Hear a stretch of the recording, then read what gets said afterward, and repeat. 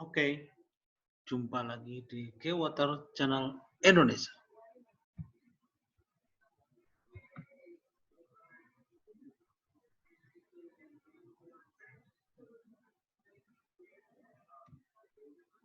Oke, hari ini adalah episode pertama mengenai kultum. Jadi ini adalah salah satu kumpulan video mengenai kultum yang akan saya sampaikan berdasarkan pengalaman saya sebagai peneliti, sebagai dosen, pengalaman saya sebagai pencari beasiswa, pengalaman saya sebagai kuliah dan sebagainya. Jadi saya akan menyampaikan pengalaman dalam sebuah kultum selama 7 menit, kurang lebih 7 menit.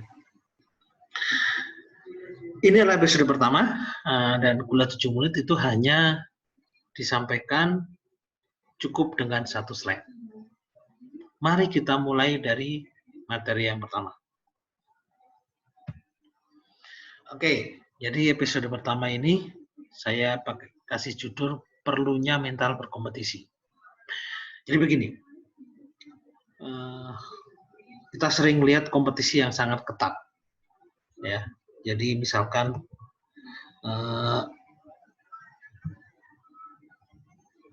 Formula One, ya, itu persaingan ketat antara Yamaha dan Honda, belum juga sama pembalapnya. Kemudian El Clasico, ya, Madrid sama Barca. Jadi persaingannya sangat ketat. Di Indonesia kita mengalami juga Grab dan Gojek, persaingan yang sangat ketat di sana. Di dunia sepak bola juga ada seorang persaingan ketat sampai perebutan Ballon d'Or dalam 12 tahun terakhir gitu. Itu hanya gonta-ganti saja, yaitu Messi dan CR7. Ini adalah sebuah kompetisi yang ketat. Dan kompetisi yang ketat ini menguras banyak energi, menguras banyak sumber daya, material, uang, menguras banyak perhatian, sampai kemudian perhatian dunia gitu. Itu bisa separuhnya itu kadang-kadang seperti itu dibanding misalkan di El Clasico pertandingan yang lain gitu. Pertandingan El Clasico itu bisa menyedot banyak hal, dari mulai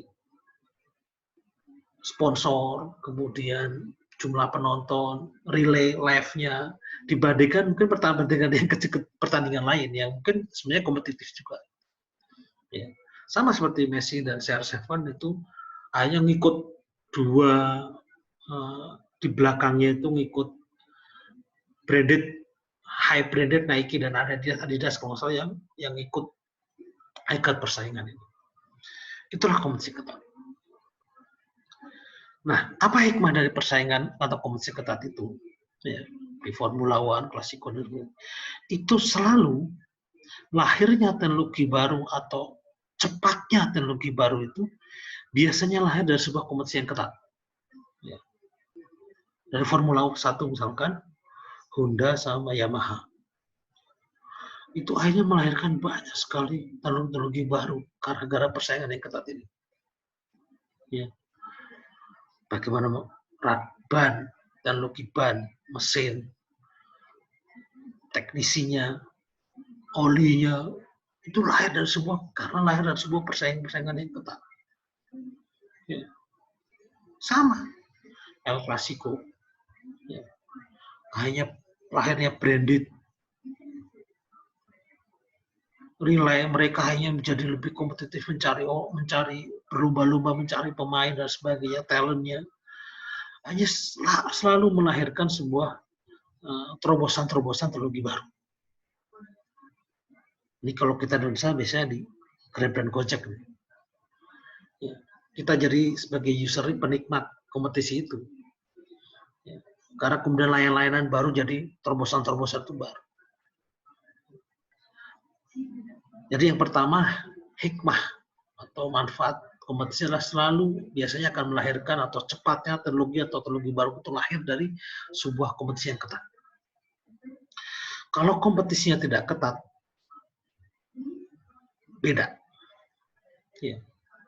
Semakin ketat persaingan, itu lahirnya kompetisi juga semakin ketat. Ya. Akan bahaya jika akan berbeda gitu. Kalau misalkan tunggal gitu ya, tidak ada persaingan. Ya dia misalkan kalau di sepak bola misalkan ya cuma ada satu aja gitu.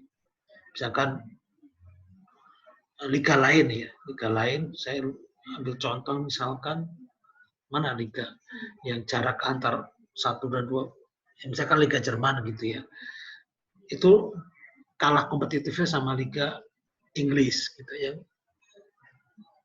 beda relaynya juga. Liga Jerman tuh relatif Munchen tuh terlalu super power gitu, walaupun pernah lahir yang liga-liga apa klub-klub lain gitu ya, Dortmund dan sebagainya, Leverkusen, tapi terlalu itu, ataupun yang lain liga-liga besar yang kompetitif itu beda, magnet beda. Ya, semakin kompetitif akan melahirkan akhlak yang beda. Nah ini hikmah yang kedua adalah, jadi itu ya yang pertama, sering banget lahir sebuah teknologi baru, terobosan baru itu dari persaingan yang ketat. Semakin ketat tuh semakin muncul penemuan-penemuan baru.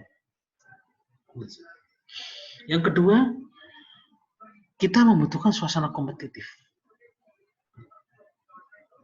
Jadi saya punya pengalaman dari ketika saya waktu S1, saya dari kampung, saya pindah ke ITB, itu saya dari Temanggung masuk ke ITB S1, itu suasana kompetitifnya luar biasa. Kompetitif dalam hal positif pendidikan. Jadi kami tuh waktu S1 malu kalau nyontek, malu kalau telat pekerjaan, malu kalau telat PR, malu kalau nilainya jelek, malu kalau di kelas ngantuk, malu kalau telat masuk kelas. Itu suasana kompetitif itu ada. Ya. Nah, dengan suasana yang kompetitif itu biasanya menghasilkan nomor 3 ini. Mental bertandingnya atau mental berjuang, mental bertanding, struggle-nya tuh lebih kuat kalau udah terbiasa dengan suasana kompetitif. Saya tidak menafikan kampus-kampus yang lain. Ini contoh bahwa ketika saya masuk di kampus saya sebagai orang kampung yang biasa nggak terlalu kompetitif, masuk ke kampus yang sangat kompetitif. Wah, itu bisa mental drop duluan, tapi kalau nggak bisa mengimbangin itu semua. Dan biasanya kalau orang keluar dari sebuah suasana yang dengan kompetitif itu dia punya mental faktor semuanya lebih tinggi, mental pecahnya tinggi. Saya makanya tidak khawatir, makanya banyak orang yang walaupun ke DU dari kampus yang bagus itu juga biasanya keren juga produknya, karena dia terlahir dari sebuah kompetisi yang sangat kuat. Seorang yang lahir dari kompetisi yang ketat tuh mentalnya jadi. Ketika harus ke DU pun dia udah jadi matang. Itu yang ketiga. Yang keempat, itulah mengapa di saran di edisi pertama, sering-seringlah kita ikut berkompetisi. Sering-seringlah kita ikut tune up dalam sebuah kompetisi. Ya. Semakin sering kita involve dalam sebuah kompetisi yang apalagi yang tinggi, maka kita akan memperbaiki mental kita. Jika bertanding kita makin kuat. Jadi misalkan ada perlombaan apa, ikut. Ya, ada perlombaan apa, kita ikut. Kalau mahasiswa ada lomba karya tulis ilmiah, ikut. Lomba apa itu ikut. Lomba apa itu. Saya sangat menyarankan mahasiswa S1, S2, S1 terutama, ketika ada perlombaan itu ikut. Join.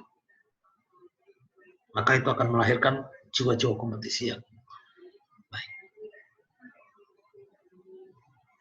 Sering makin kita ikut terlibat dalam sebuah kompetisi, maka membangun mental suatu kompetisi. Ini juga sebenarnya setahu saya keempat ini itu relate sama teman-teman di swasta yang menciptakan itu suasana yang sangat kompetitif. Ya, bisa ada perlombaan-perlombaan ASN berprestasi, terus kemudian perlombaan-perlombaan apa itu sebenarnya untuk memancing semangat kompetitif semakin ada berlomba-lomba. Ya. Nah yang terakhir, jadi kalau kita jiwa kompetisi harus involve juga ke diri kita. Jadi ketika misalkan kita tidak ikut join dalam sebuah kompetisi, minimal kita harus membangun kompetisi pada diri sendiri, punya target. Kompetisi kan merebutkan sebuah target, sebuah apa yang kita capai. Ya. Nah, ini kita harus membangun kompetisi pada diri sendiri. Kita harus punya target. Oke, tahun ini saya targetnya juara apa? Targetnya saya produksi apa? Targetnya produksi. Karya apa? Saya punya target. Liga tahun ini, tahun kedua, tahun ketiga. Itu berkompetisi pada diri sendiri.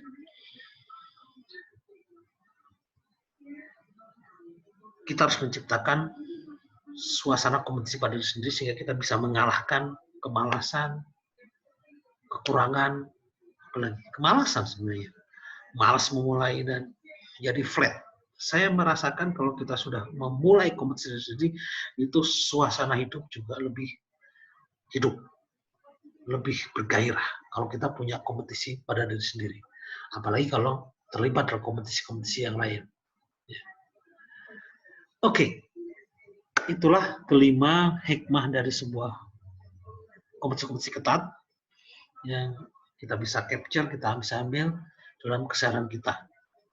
Saya ulangin, Formula 1, El Clasico, Grab Project, biasanya itu persaingan ketatnya akan menghasilkan teknologi atau lahirnya teknologi baru.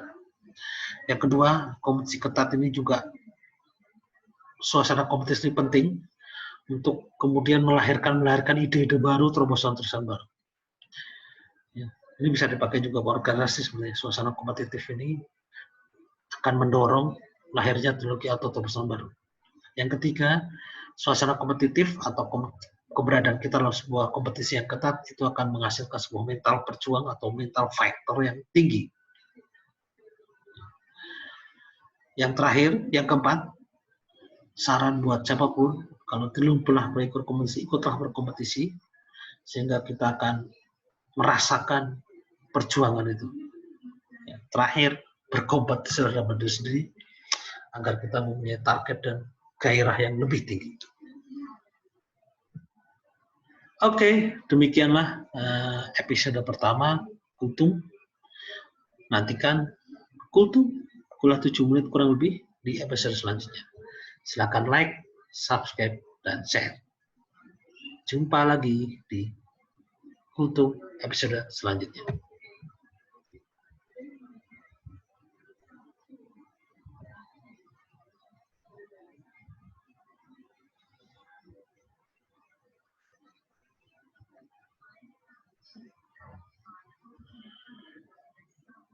Bye-bye.